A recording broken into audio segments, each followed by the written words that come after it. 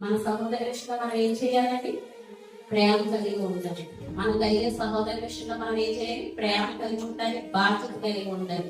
వివాహం అయిన తర్వాత చాలా మంది స్వార్థపరచడం ఎక్కువైపోయి నా భర్త, నా కుటుంబం, నా పిల్లలు అనే ఒక స్వార్థం ఎక్కువైపోయి ఎవరు ఏమైపోయినా పర్వాలేదు, నా కుటుంబం బాగుంటే చాలు, నా పిల్లలు బాగుంటే చాలు, నా భర్త బాగుంటే చాలు అనే ఒక స్వార్థం మనలో చాలా మంది ఎక్కువవుతుందండి. కనుక దేవుడు చెప్తున్నారు, సహోదరుల మనకి శారీరకంగా కలిగిన సహోదరుని మనం ప్రేమించండి, వాళ్ళని పట్టించుకోవాలి, వాళ్ళని బలపరచాలి, పెంచాలి. దేవుడి పని చేయడంలో కానీ వేరే విషయంలో కానీ వాళ్ళకి ప్రేమ ఏం చేయాలి? అందించాలి. దేవుడు ఇక్కడ అంటున్నారు, కేవలం శారీరకమైన సంబంధం కలిగిన సహోదర విషయంలోనే కాదు, సంబంధం విషయంలో సహోదర విషయంలో కూడా మనం ఏం చేయాలి? ప్రేమ కలిగి ఉండాలి.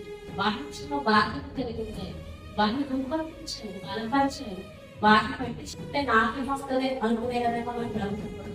వారి విషయం కూడా మన సహోదర విషయంలో ఎలా ప్రేమ కలిగి ఉంటాము, ఒక సంఘ సహోదర విషయంలో, ఆత్మీయ సహోదర విషయంలో మనం ఏం కలిగి ఉండాలి? ప్రేమ కలిగి ఉండాలి, బాధ్యత కలిగి ఉండాలి, బలపరుచుకోవాలి.